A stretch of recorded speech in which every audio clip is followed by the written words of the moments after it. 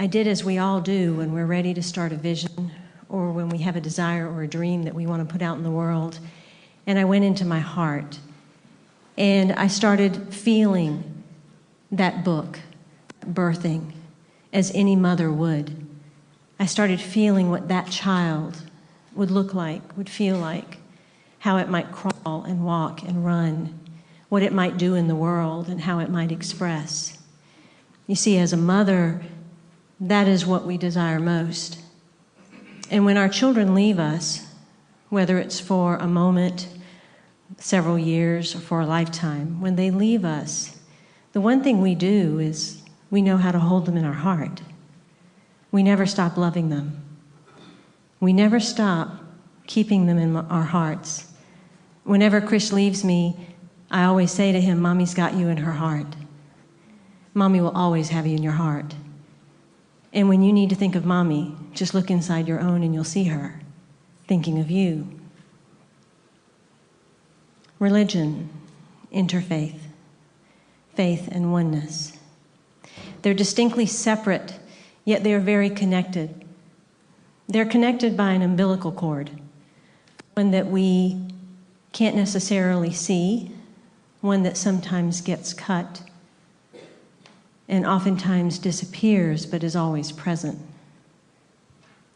As souls, we may have imagined sitting in the space of the heart and desiring to experience ourselves in a certain way, a certain culture, a certain skin color, a certain costume, a certain path.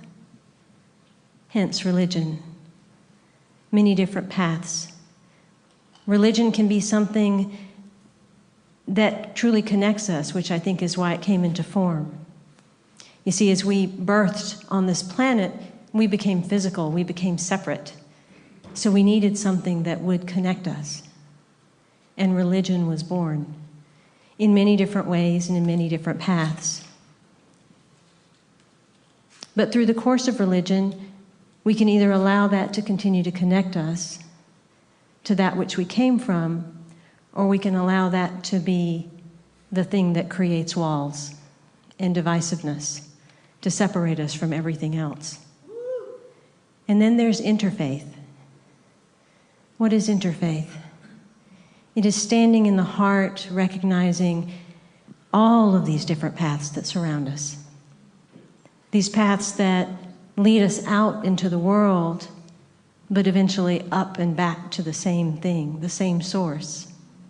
These various paths that stem from us, that can also lead us back to us, whether we stay on one or whether throughout the course of our lives we hop from one to the other, to the other, to the other.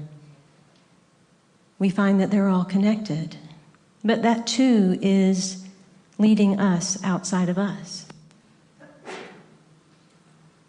Then there's faith. Faith is something that doesn't exist outside.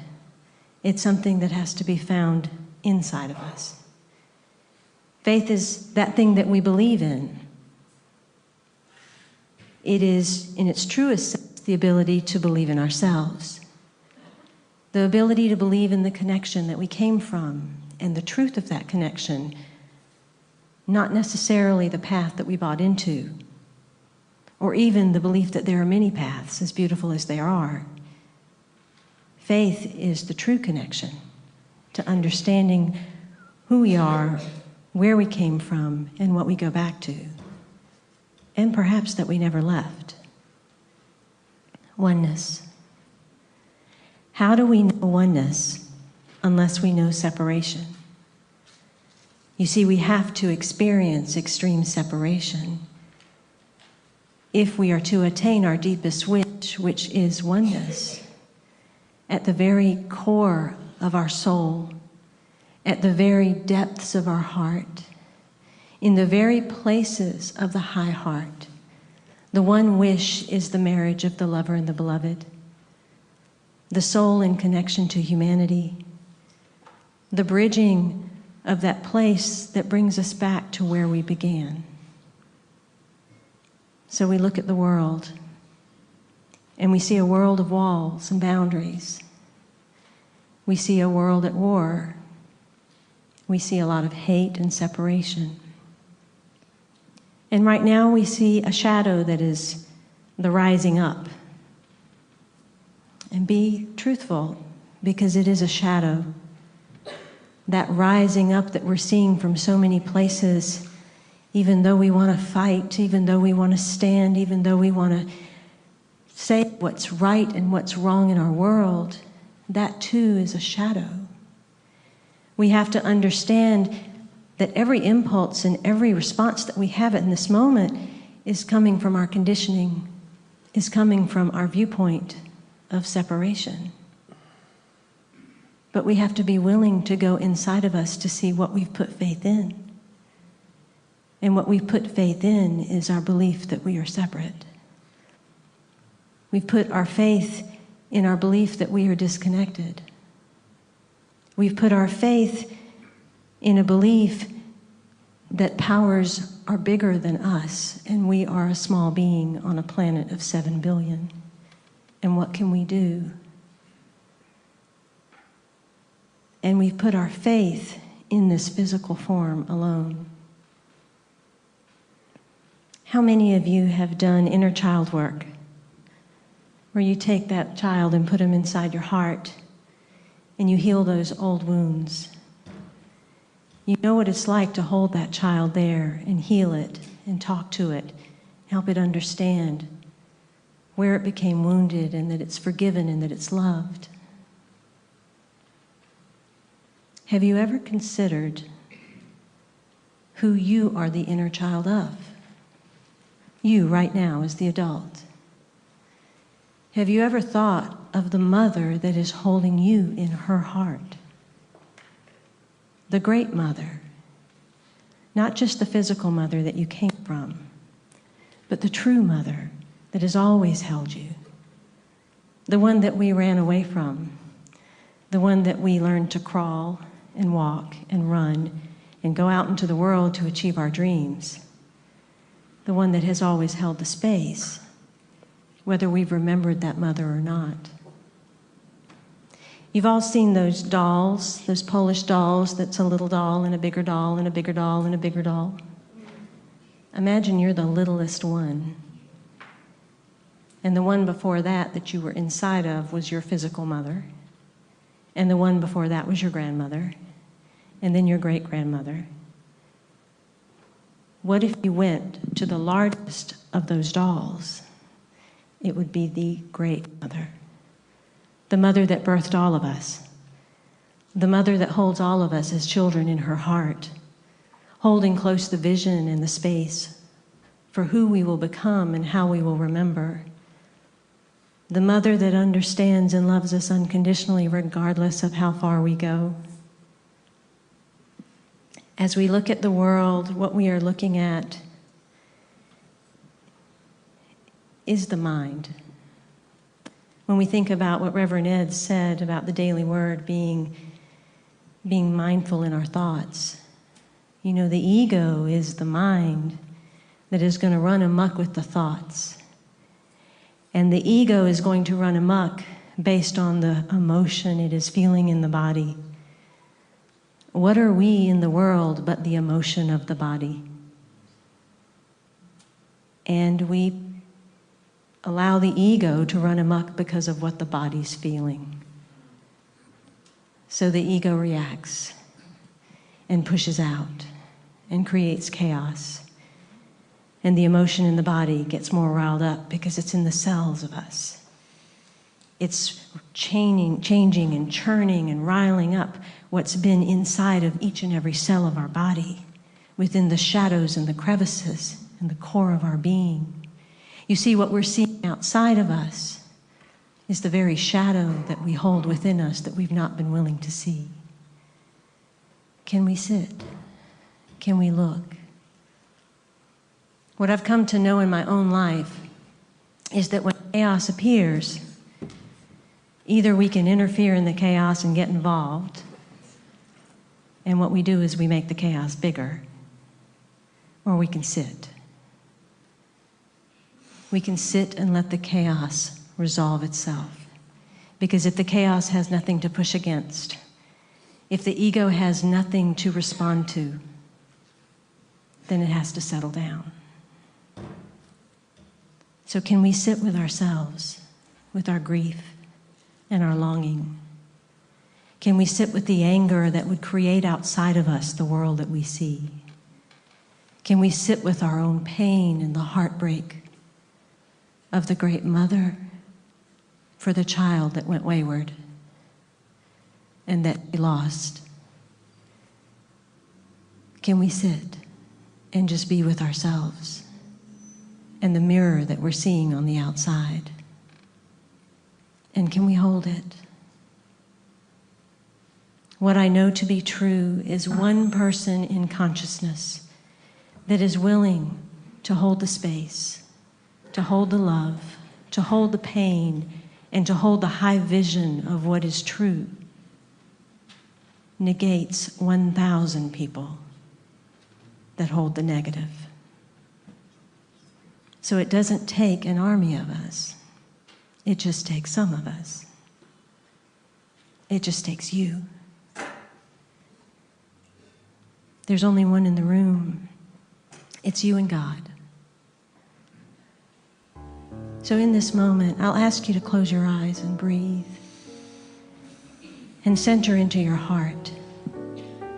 And as you do so, I want you to imagine all of the little inner children of your own. I want you to imagine the ones that feel scared, that feel anger, upset, wounding. I want you to hold the ones that don't understand and breathe into that space in your heart. And as you do so, I want you to inhale and exhale to the count of 4, 6, or 8, breathing deeply, allowing a beautiful lotus flower to begin blooming inside of your heart. As it begins to unfurl, it is translucent. Each inhale brings light to the translucent petals, allowing them to unfurl. And each exhale allows the lotus flower to expand and grow. Inhale in love. Hold the breath of love. Exhale with love. Hold the space as love. Inhale in love, opening up this lotus flower. Hold the breath of love, allowing the filaments of this flower to sparkle and radiate light. Exhale with love, allowing this lotus to expand. And hold the space as love to be the sacred transformation that occurs inside. Inhale in love. Hold the breath of love. Exhale with love. Hold the space as love. Inside of this lotus flower, you see all of your little children. You see the sacred being that you are and the light that you possess. And as you continue to breathe, allow the line of light that is within these sacred beings that are one inside the other, inside the other, inside the other, to extend high into the heavens and deeply into the earth. And as it does so, connect with the heart that you are resting in. As you hold your inner children, who is the mother that is holding you? The great mother has her arms wrapped around you. This mother that has always been, has cradled your dreams, has held you close, has held the vision, and has held you sacred. This great mother has you clasped to her chest. You are connected to her with an everlasting umbilical cord that is your breath. This great mother holds you safe, forever holds you safe. You have never been disconnected. You have always been held. You simply forgot the feeling of her hands around you. Imagine yourself in her arms as a small child. The Great Mother has always held you close to her bosom. She has always nurtured. She has always provided. Inhale in love, her love. Hold the breath of love, her love. Exhale with love, her love. Hold the space as love, her love. This Great Mother holds you. And as you feel yourself nestle inside her arms and her heart, you notice sitting beside you are your brothers and sisters of the world, each swaddled in their own clothing, each with their own dreams having taken their own path, but all from this one Great Mother. In this moment, send love and light to your mother in gratitude of remembrance, and express in whatever way inside of you that you will not forget that she holds you. You will not let the ego or the mind of the world take custody from the one who has always loved you, who has always held you. Inhale and exhale. And bring yourself back into the presence of the lotus, back into the presence of your body, into the presence of your fingers and your toes, your ankles and your wrists, your back against the chair. Bring yourself to the presence of your hair, the filaments of consciousness that extend from your skull. Bring yourself to your neck and your voice. Wiggle your shoulders, your fingers and your toes. And when you're ready, cast your eyes downward and bring yourself back into the space, knowing that you are held by the Mother, that she has never left you. And with each step you take, you simply have to imagine, and you're in her heart with your fingers wrapped around her little pinky. Religion, interfaith, faith, and oneness. Let us walk forth and let our religion be love. The open-hearted, non-judgmental, everlasting love of our brothers and sisters. Let our interfaith be the connecting threads amongst us all, simply different languages that connect us to Mom. Let our faith be in ourselves, for the power that we hold simply by being present, by knowing that our presence is enough, by understanding that our willingness to be with ourselves and each impulse and thought and emotion and feeling that rises is the only work that we have to do on this planet. And our oneness. Let us be with the separation that is outside as we bring it into a place of oneness in our vision. Let us stop looking with the duality of two eyes and focus on the higher vision of the one eye. For in the vision we hold, a new world we will create. We have to understand that 99% of the time, we are actually living from our shadows. Every time you have a thought, an impulse, an action, or a reaction, it's coming from the small you, the limited you, the personality and the identity. Stop for a second and say, who is being angered and upset here? Who wants to lash out? Who wants to do something? Who is it that wants to be something? And understand that is all your conditioning that has risen up. And in that moment, allow yourself to unzip that skin, because that's all it is. It's a costume. It's a skin. And when you unzip it, there's no form left. There's only light, because you are bigger than the skin you're in. And that is the work that we are here to do on behalf of the Mother. So thank you for letting me be here with you, my brothers and my sisters. Light. I appreciate the beauty of the costumes and the forms that you have placed on.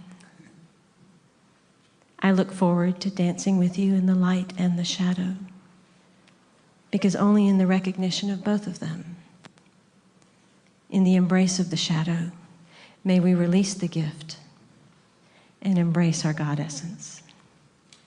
So thank you for letting me be with you. In love, of love, with love, and as love. I am Simran.